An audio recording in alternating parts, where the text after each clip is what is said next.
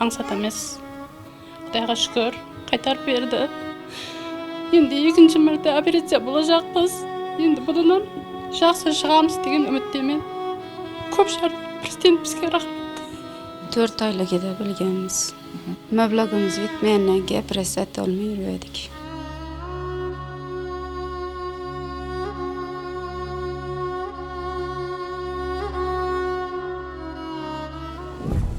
Qurbon hayiti munosabati bilan davlatimiz rahbari tomonidan qabul qilingan maxsus qaror ijrosi qay darajada ta'minlanayotganligi haqida avvalgi dasturlarimizda ma'lumot bergan edik. Bugun esa Vaqf xayriyat jamoat fondi tomonidan taqdim etilgan vaucherlardan foydalanib, hayoti saqlanib qolayotgan bolalar va ularning yaqinlarini o'z ko'zimiz bilan ko'rib, suhbatlashish uchun bolalar milliy tibbiyot markaziga yetib keldik.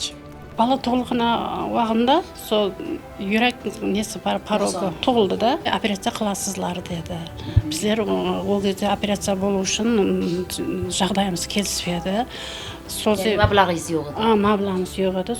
Xabar keldi bizlarga, сөйтіп Шынбай районының Шаңырақ поликлиникасына бардық. Сонымен bizlarga сол vaucher neq berdi.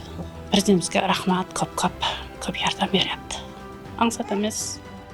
Құдайға шүкір, қайтарып берді. Енді екінші мәрте операция болacakпыз. Енді бұдан жақсы шығамыз деген үміттемін. Ең керек пайтта сізге жеткізіліп мағлұматы? Енді оны айта алмаймын, қанша құрсандылығымнан айта алмай отырмын да. Көп шар президент бізге рахмет. Ауқатларымыз бар, шайларымыз бар, жақсы. Kamchilik yo'q? Kamchilik yo'q. 4 aylık edebilgenimiz.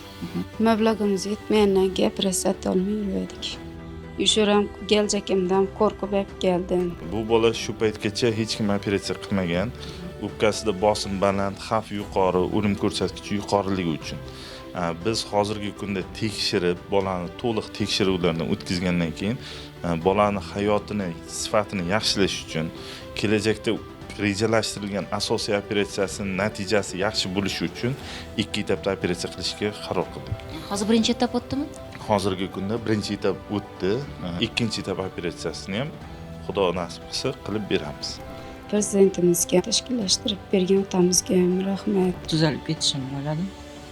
Eng birinchi. Prezidentimizga rahmat. Sog'-salomat bo'lsinlar. Endi siz ham sog'ayib ketasiz. Endi siz ham sog'lom bolalar qatorida bo'lasiz. 10 tadan ziyod bemor vaucher orqali davolanib o'tdi, yuqori texnologik operativ davodan o'tdi va undan tashqari boshqa juda ko'p o'nlab bemorlar navbatda turibdi.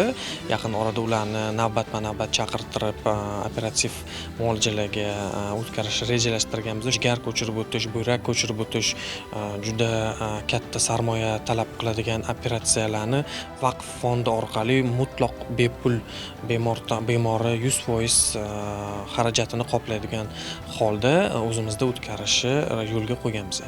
Ayni damda o'tgan oyi 3 ta bemorimizda jigar ko'chirib o'tish amaliyotini o'tkazganmiz va bu oyda 3 ta 5 ta bemorga jigar ko'chirib o'tish va 5 taga yaqin bemorlarga buyrak ko'chirib o'tishni rejalashtirganmiz. Ayni damda fondlar orqali donor ham xarajati 100% qoplanyapti. Bu unikal jarayon. Biz yurtimizda amalga oshirilayotgan shu kabi xayrli ishlarni kuzatishda va bu jarayonlarni yoritishda davom etamiz.